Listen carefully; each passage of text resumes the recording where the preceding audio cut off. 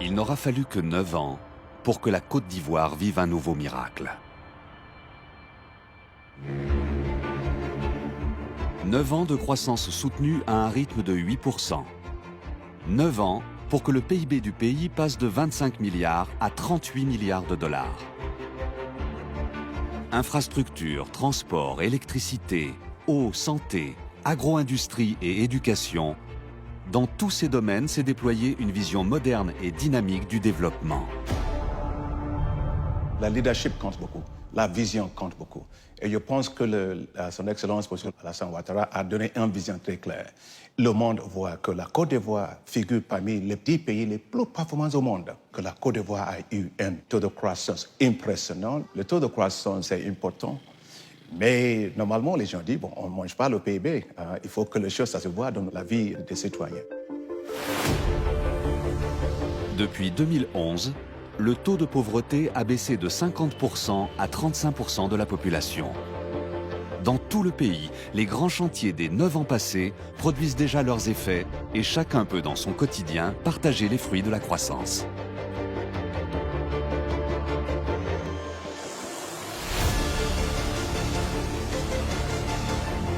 Abidjan, poumon économique du pays, brille au sommet de la sous-région. La cité administrative, les tours d'affaires, tout y a été rénové. Depuis 9 ans, sont revenus les entrepreneurs, décideurs, investisseurs nationaux comme internationaux. Le mythique Hôtel Ivoire retrouve une seconde jeunesse et la nation sa place sur le podium du tourisme d'affaires. Symbole de ce dynamisme, la Banque africaine de développement siège à nouveau en Côte d'Ivoire. Si vous voulez faire l'investissement, il faut venir dans un pays dans lequel le pays est bien géré au niveau macroéconomique, stabilité. Il faut venir dans un pays dans lequel les lois d'investissement vous permettent de faire l'investissement. La Côte d'Ivoire, c'est notre maison. Et depuis que nous sommes retournés ici, on a vu beaucoup de progrès. La Côte d'Ivoire est là et on compte toujours sur la stabilité de ce pays.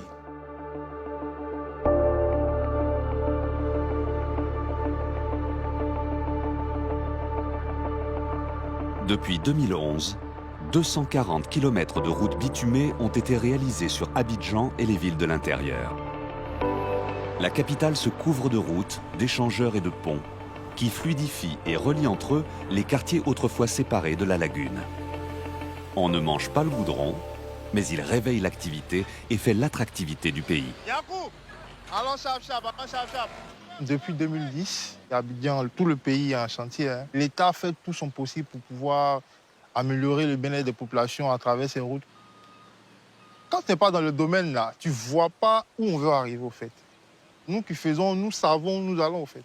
Quand on a fini la 2x2, mais waouh, c'était génial quoi. Tout le monde était content. Développer le réseau routier en Côte d'Ivoire permet aussi un essor économique de tous ceux qui gravitent autour de la Côte d'Ivoire. Il y a les grandes voies de l'autoroute Abidjan-Bouaké, il va jusqu'à la frontière du Burkina et du Mali.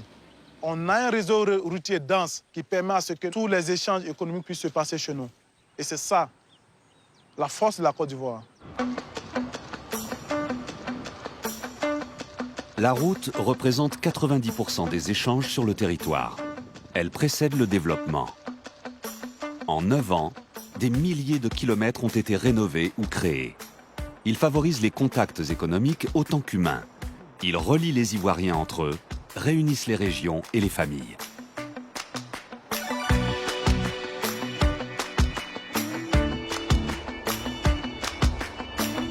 L'aéroport d'Abidjan a été modernisé, agrandi. En 9 ans, son trafic a plus que triplé. Il accueille aujourd'hui 2 270 000 voyageurs et vise les 6 millions pour 2025. Fondé en 2012, Air Côte d'Ivoire représente le tiers de ses passagers.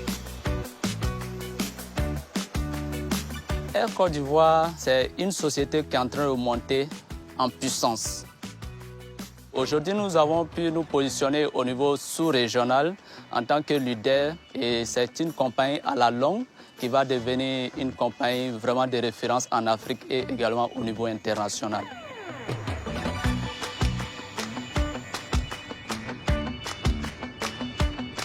L'avion, c'est un accélérateur du développement national. Et tout de suite, quand vous arrivez à l'aéroport de Korgo, vous vous rendez compte du grand changement. Vous voyez que la route a été très bien bitumée, elle est bien éclairée. Et il y a de nouvelles constructions. Il y a beaucoup d'hôtels tout le long. Et l'aéroport, le transport aérien a quelque chose à voir avec cette transformation de la ville de Kourou.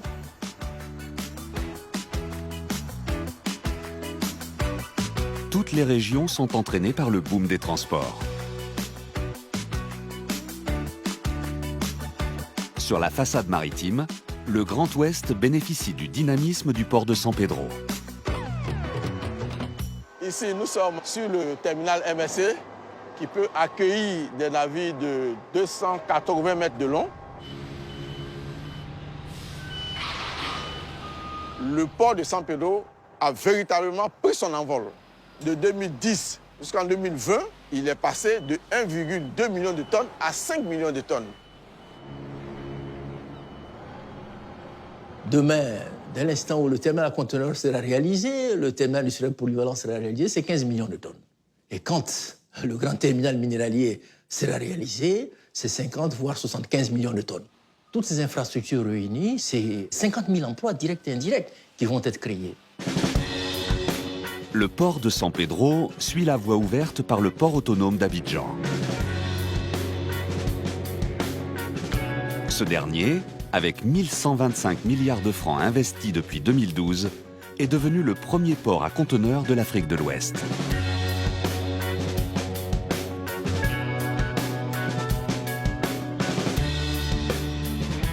Depuis 2011, la Côte d'Ivoire a augmenté sa capacité énergétique de 55%. Elle exporte dans tous les pays voisins. 7 000 milliards de francs ont été budgétés pour tripler la puissance installée d'ici 2030. Outre l'extension de la centrale thermique d'Azito, l'État a relancé la production hydraulique d'électricité. Tous les sites qui avaient le potentiel de créer de l'électricité ont été identifiés depuis les années 60. Soubré, qui est le 7e barrage de notre pays, la première pierre a été posée en 2013 et la mise en service est faite en 2017. Il faut savoir qu'ici, il n'y avait pas d'eau à l'origine. Vous voyez la belle vue. Nous sommes en contact avec la nature, sachant qu'on a pu sauvegarder toutes les espèces dans cette zone de biodiversité, que ce soit au niveau de la flore, de la faune, que ce soit l'impact social sur les hommes et tout ça. Ça a été vraiment une belle réussite. La Côte d'Ivoire s'est engagée dans les énergies renouvelables. Dans 10 ans, elles représenteront 42% de la production nationale. L'hydraulique ne pollue pas. L'eau, c'est naturel, on n'achète pas l'eau. Ça nous permet de réduire le coût de production de l'électricité au niveau national. Le coût de production en Côte d'Ivoire, fin 2019, c'était 40 francs CFA. La Côte d'Ivoire, sans prétention aucune, est le seul pays dans la sous-région qui a des coûts de production aussi bas. Tous les autres sont au-delà de 100 francs. En Côte d'Ivoire, on a eu une politique. Pour les petits consommateurs, ils ont un tarif social. On a mis en place un programme électricité pour tous. Vous ne payez pas le branchement au moment où vous accédez à l'électricité, mais on vous permet de payer ça sur une période variant entre 2 et 10 ans. Le programme Électricité pour tous a permis le raccord de 4 millions d'Ivoiriens. En 9 ans, le taux de couverture électrique est passé de 30 à 80% du pays. Il sera de 100% en 2025.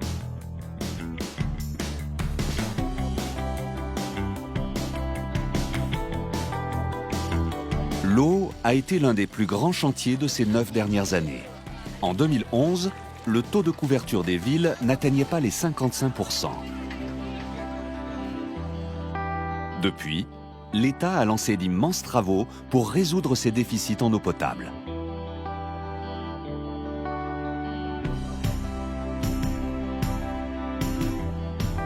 Le chantier Lamé est une usine de potabilisation qui vise à traiter 240 000 m3 d'eau jour.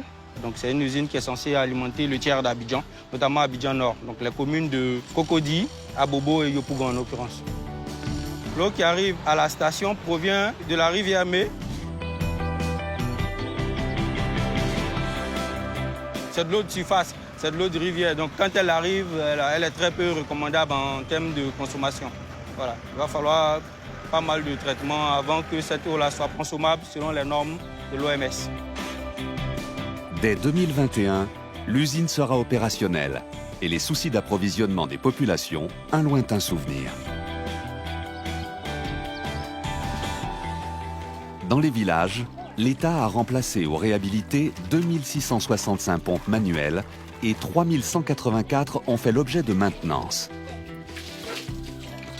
Désormais, 414 localités bénéficient de systèmes hydrauliques améliorés, des pompes électriques couplées à des châteaux d'eau. La SODECI t'envoie ton compteur d'eau. Donc, toi-même, tu paies les tuyaux, tu branches chez toi à la maison, ta femme est tranquille, elle ne cherche plus de l'eau. Les enfants sont bien nourris à la maison aussi. Ils boivent de l'eau propre. Quand c'est traité, il y a les microbes qui sont dedans, sont tous morts. L'eau potable est une pierre fondatrice du nouveau système de santé ivoirien.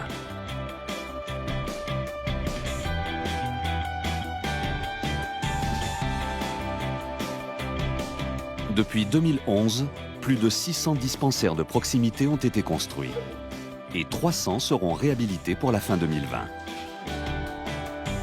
En 9 ans, de la base au sommet, toute la pyramide des soins a été modernisée. 3 hôpitaux généraux ont été créés et 22 CHR ont été rénovés.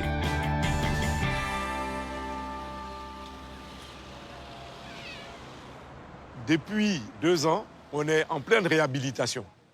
Et cette réhabilitation a été salvatrice. Nous avons notre service de radiologie qui s'est amélioré et où on a mis un scanner. Vous avez à la maternité le monitoring. Ça n'existait pas auparavant. Déjà, même l'annonce de la réhabilitation, ça nous a boosté. Et depuis qu'on a réceptionné la première partie, mais c'est incroyable. Et la population, vous voyez, ils quittent de partout pour venir ici. Vous voyez l'affluence, ce matin, il n'y avait pas autant de monde. Hein? Aujourd'hui, vous voyez que beaucoup de spécialistes sont à l'intérieur. Ce n'était pas évident il y a 5 ans. Vous avez vu les niveaux des équipements qu'on a aujourd'hui. Mais il y a des spécialistes à Abidjan qui n'ont pas ce minimum-là. Donc, il y a un changement de paradigme. Plus qu'un changement de paradigme, c'est une véritable révolution sociale que connaît le système de santé.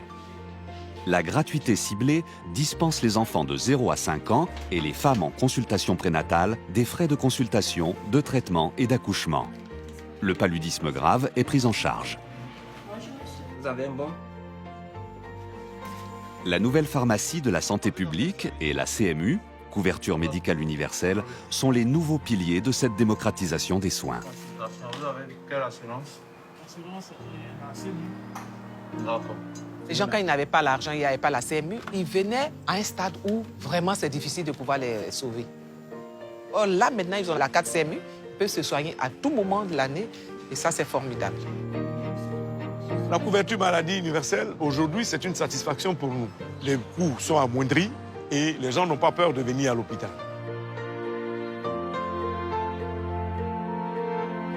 Créé en 2019, avec le soutien de la Première Dame, l'hôpital Mère-Enfant est un des fleurons du système de santé national.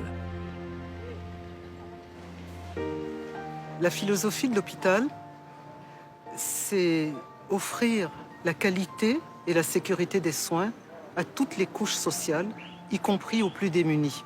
On sait que même quand des patients viennent en urgence, on va les prendre en charge. On ne va pas chercher à savoir s'ils sont assurés, s'ils ont déposé une caution.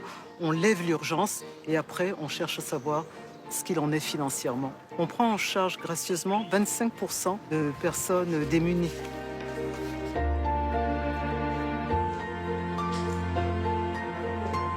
On a un équipement de dernier cri, très moderne.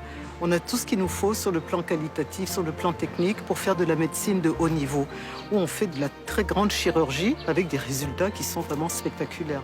On a aussi les prématurés. On a des prématurés de 600 grammes qui sont vivants et qui sont en bonne santé.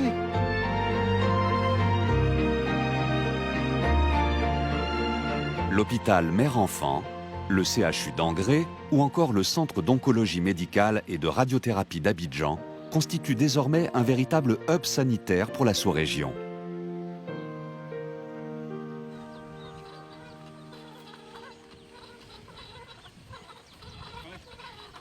La Côte d'Ivoire est riche de ses sols et de son climat.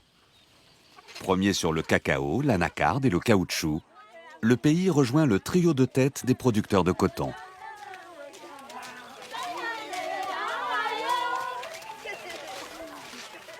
Le gouvernement encourage cette agro-industrie qui crée de l'emploi et fait monter les prix.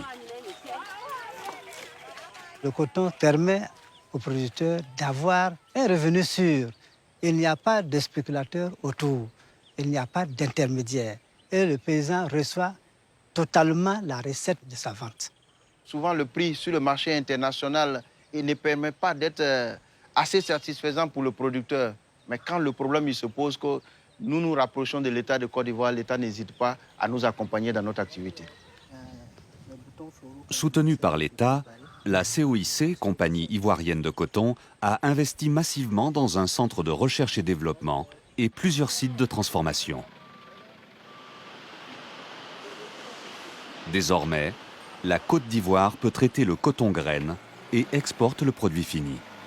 Le coton a changé vraiment la vie de nos producteurs.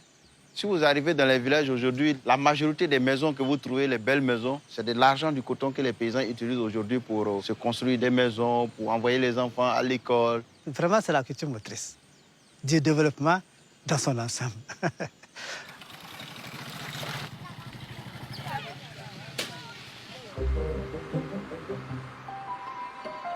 Le cacao reste la production reine. Avec 27% des recettes d'exportation, il nourrit 5 millions d'Ivoiriens. Aujourd'hui, l'État garantit à l'exploitant un prix borchant égal à 60% du prix du marché, avec un plancher de 1000 francs le kilo. Bonjour. Le prix pratiqué auprès du producteur, il y a deux aspects majeurs. Le prix garanti qui est donc fixé chaque année par le Conseil du café cacao. Mais ensuite, il y a la prime qui est payée aux producteurs et aux coopératives à travers un certain nombre de certifications.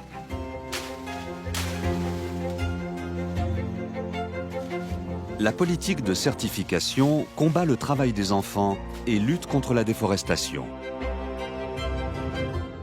Contre ce fléau, l'État a lancé en 2020 un vaste plan de 700 milliards de francs. Il est en partie financé par le secteur privé.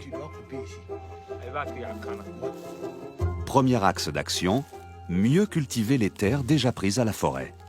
Nous sommes ici dans la parcelle réhabilitée dans laquelle nous avons appliqué les bonnes pratiques, notamment la taille et le greffage. Aujourd'hui, sur cette petite surface, l'estimation de production montre que nous sommes à 2 tonnes au moins par hectare, contre les 350 à 500 kilos dans l'ancienne parcelle de cacaoyer. L'agroforesterie est le deuxième axe d'action. Elle permet de reconstituer la forêt tout en protégeant les cacaoyers. Les plants qui sont produits sur cette pépinière sont les espèces qui sont compatibles avec le cacaoyer. Je vois là-bas, c'est des orangers, non? Certaines de ces espèces sont des fruitiers. Certaines de ces espèces peuvent être exploitées au niveau du bois et donc contribuer également à assurer un revenu complémentaire aux producteurs. Par l'agroforesterie, on pourra réconcilier la cacaoculture et la forêt.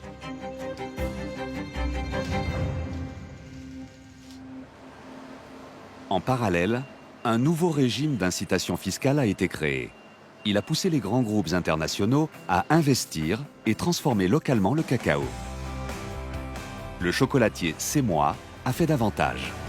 Il a construit la première filière intégrée qui va de la fève à la tablette.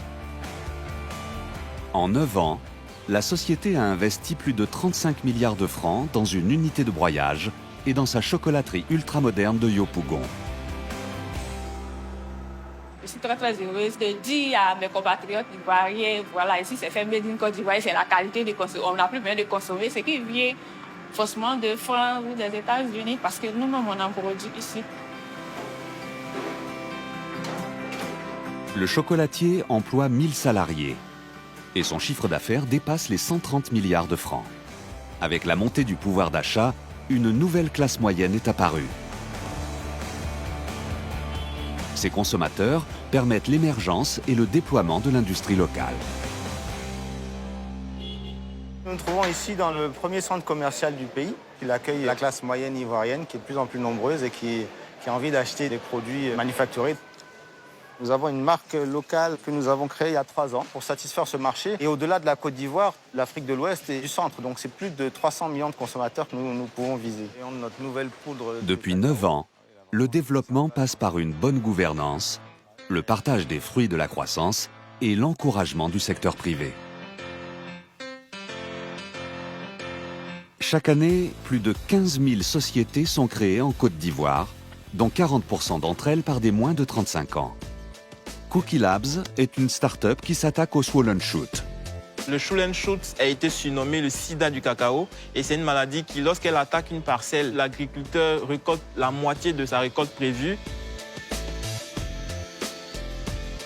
Le drone sera plus efficace pour voir le swollen shoot sur les parcelles que l'œil humain et il pourra détecter des anomalies qui ne sont même pas encore visibles.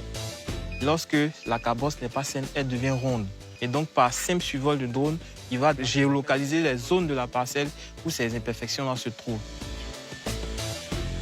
C'est tous ces symptômes-là que nous avons modélisés et intégrés à une plateforme web qui nous permet, grâce à l'utilisation des capteurs multispectraux et de la technologie Big Data et de l'intelligence artificielle, de pouvoir détecter de manière précoce la présence de la maladie sur une parcelle et derrière de donner des préconisations à l'agriculteur pour se prémunir efficacement contre la maladie. La jeunesse ivoirienne, même la jeunesse africaine, a compris l'opportunité qu'offrait le numérique. La jeunesse ivoirienne est en très bonne voie pour prendre une place de choix dans l'économie numérique mondiale.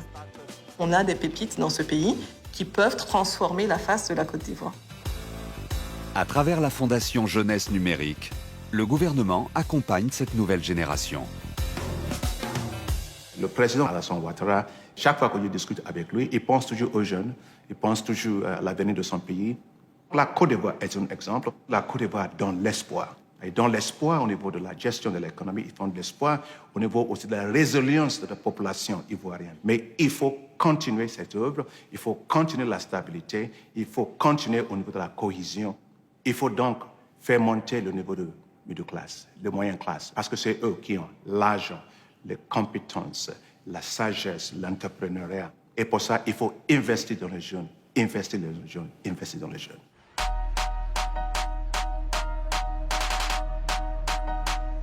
Depuis 2011, le gouvernement mise sur la jeunesse.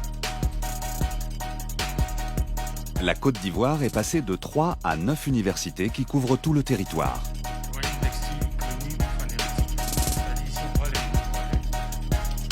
La loi a rendu l'école obligatoire de 6 à 16 ans. Plus de 33 000 classes ont été ouvertes dans le préscolaire et le primaire. 277 établissements secondaires ont été construits. Créé en 2019, le lycée d'excellence de Grand Bassam sélectionne à l'échelle du pays les meilleurs élèves. Déjà de faire partie de l'élite du pays, vu que ce sont les meilleurs ici, on a envie de se surpasser. Quand on met un pied ici, on n'est plus n'importe qui. Parce que cette école a été conçue pour la nation, pour l'économie du pays.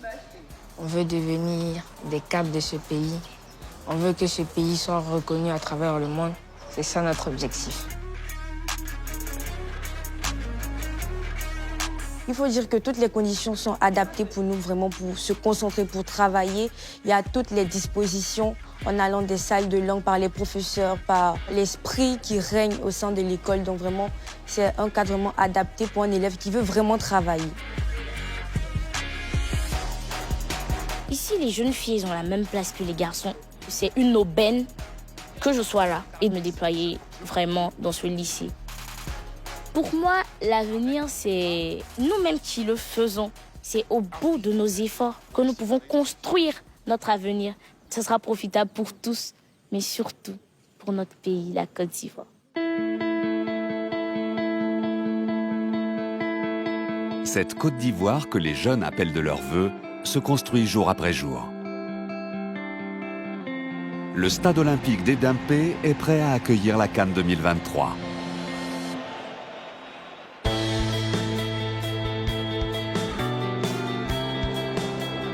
Sur 38 km, le métro d'Abidjan transportera quotidiennement 500 000 voyageurs d'Anyama à Port-Boué.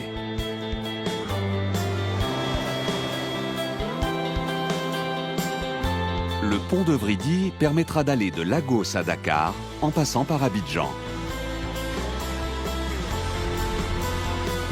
Le parc des expositions accueillera les grands événements. 2 nouveaux ponts relieront Yopougon, Cocody et le plateau.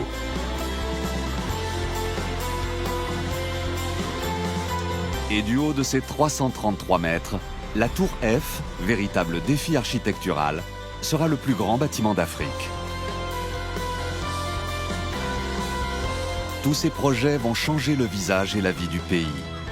Ils afficheront aux yeux du monde le miracle ivoirien.